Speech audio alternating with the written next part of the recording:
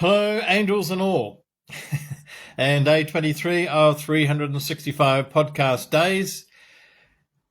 And I've been talking about how our mind works and how we can access that greater wisdom more easily, more effectively, and find alignment with our soul, find purpose, find our bliss, whatever you want to call it. And I just want to share a little story. And before I do that, I'll just kind of recap in that our thinking is very similar to our nervous system. So I've talked about this over the last 3 days, so you can go back and check those podcasts, whatever they're called, Facebook thingies, whatever we're calling these. So basically, like the nerves, the makeup of our nerves, where there's a piece of tissue where chemical reaction or messages go through, and then there's a gap so the chemical has to turn into electrical and then back into chemical for the next bit, and so on. Chemical, electrical. So it's like tissue, gap, tissue, gap, tissue, gap. And pretty much the same way, as above, so below, and all that, or as below, so above. Our thinking's like that, in that there's a thought and then there's a gap. And there's a thought and then there's a gap. There's a thought and there's a gap. There's a thought and a gap. And when we become aware that there are gaps, we can then start to widen those gaps simply by being aware of them, and simply by being aware of our thinking and knowing that I had a thought and then nothing happened. Then I had a thought and nothing happened. When we can be aware of that process, step by step, and it just takes being aware. There's no great ceremony or course you need to do. It's just being aware. That's how it works. And then being aware of each thought as it comes in, and kind of watching ourselves in a sense, watching our thinking, and seeing that there is a gap. And if we can widen that gap, which some call the God gap, or some call the God thought, which is, the gap is where the God thought comes through. And that's where we can access that greater wisdom that's beyond our past experience and knows really what's really for us, what's really in tune with us. So about 20 years ago, because I'm a writer, I've written 26 books so far, and my brother was asking me, he said, Philip, how do you write stuff? How do you know what to say? And for me, I didn't realize how easy it is for me compared to people who don't write. So we all have different attributes, different skills. Writing is one that I have, and I didn't realize how easy it was for me compared to other people. And so Bruce said to me, how do you know what to say? How do you know what to write down? It's just... And I said, what am I thinking? I'll write that down. What's going on? I'll write that down. What am I thinking? I said, so what are you thinking at the moment? He said, I said, okay, let's just sit down. I got him a pen. I got him some paper. I said, so what are you thinking at the moment? And he stares at me. There's nothing. There's no, there's not that there's no thoughts, but there is no awareness of the thoughts that we're going through. And he was really stumped. He's like, there was nothing going, if you like, from the unconscious thinking part to the conscious, and then into his arm, into a pen. It's just nothing happened. And he was not aware of the thoughts that were going through. So later on, he was talking about some rugby match. I said, are you thinking about the rugby now? Well, I'm talking about it. He wasn't aware that there were thoughts about the rugby, that he wanted to talk about something. I have no interest in sport, but anyway, other people do. And then there was something else. We were going to go to town, I think. And I said, so you're thinking about what to do. What do we need to take to town? We need to get in the car. We need to drive. a certain direction and go there. He said, oh, yeah, I suppose so. But he was just acting. He was doing what he needed to do, unaware that there were thoughts going on that helped drive the doing. He started to become aware that there were thoughts. And he started to become aware almost of each thought, not in that moment, but later on. And when we start becoming aware, one, that we have thoughts, because so many people I've discovered simply kind of go on automatic. I need to go and get groceries like we were going to do.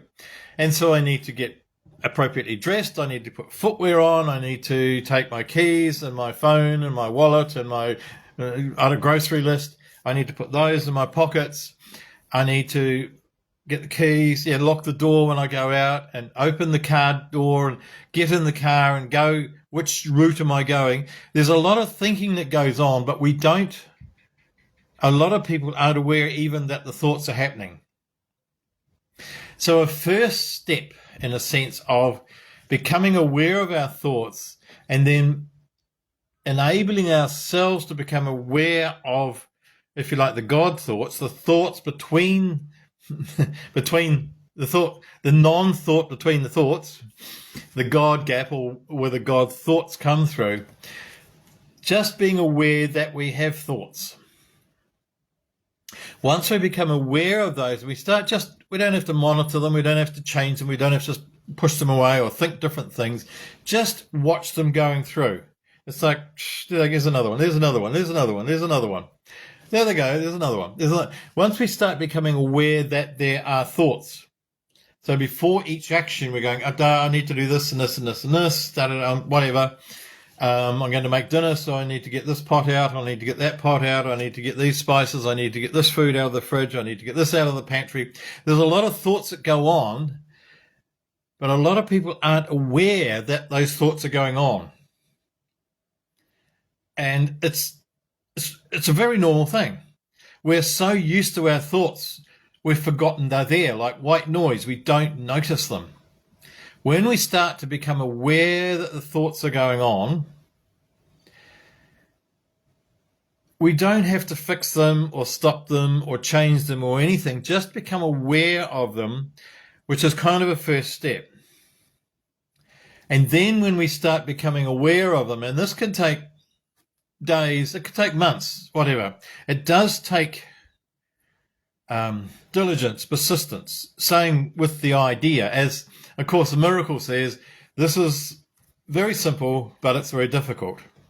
So it's very simple to watch our thoughts for a moment. When we remember to watch our thoughts or observe, just be if you like, the silent observer, watching them go by, watching them go by. That's the easy bit. The difficult bit is doing it all the time or remembering to do it every moment. And it's like doing anything. Once we develop a habit of it, we have to put effort into the start to become proficient at anything, whether it's running a marathon or cooking a meal or, I don't know, driving a car. At the start, we have to remember driving a car. No, we need to get in. I need to sit here. Oh, that's right. Seat belt. Now, I'll key. That's right. I need to put the key on. And then I need to, that's right, foot on the brake, start the car.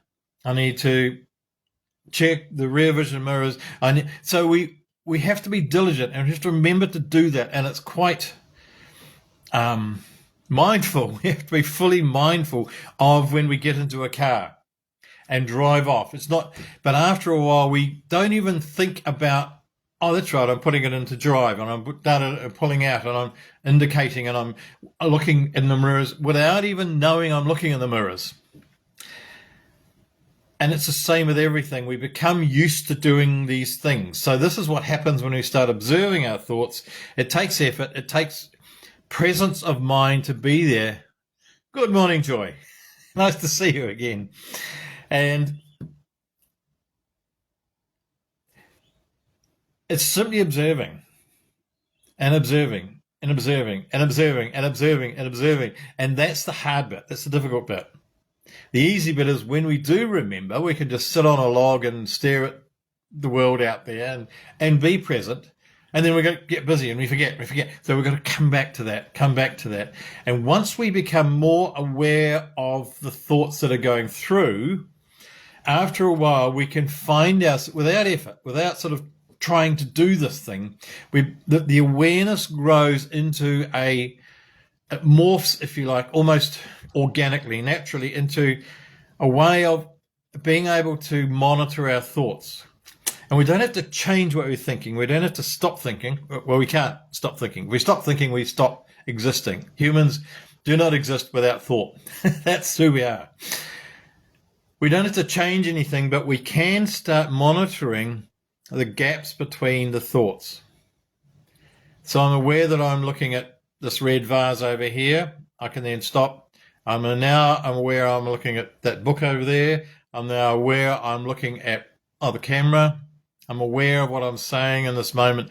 But in the moment, we can just be, if you like, observe the thought and observe the non-thought and it's a split second. It's gone because the next thought comes in. Next thought.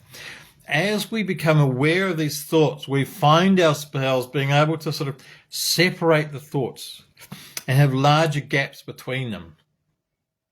And that's what some call the God gap, or that's what they call the God thought, in a sense of accessing source, spirit, whatever, big wisdom, call it what you like, cosmos. And when we start being aware of those gaps, because when we start with not even being aware of our thoughts, we don't know there's gaps between them. So when we start monitoring our thoughts, we can then eventually start seeing there's gaps. And when we see that there's gaps between thoughts, that's when we can sort of just allow them to grow a little bit at a time. And eventually, we can have sort of quite half a second between thoughts even. I haven't timed one yet. And that's when we can start stepping out of our logical past mind and stepping into our future mind, if you like. And it's where visionaries go, the Carl Sagans of the world. They have an amazing ability, almost innate. They're born with it in a sense. So the rest of us have got to work on it, but they seem to be able to access those gaps and access source in a bigger way, or in a more effective way, more natural way for them. So some people are born with that ability to just have huge gaps and access bigger wisdom. Some of us have to work on it. And I've got to say, it's hard work, doing it every day, every moment.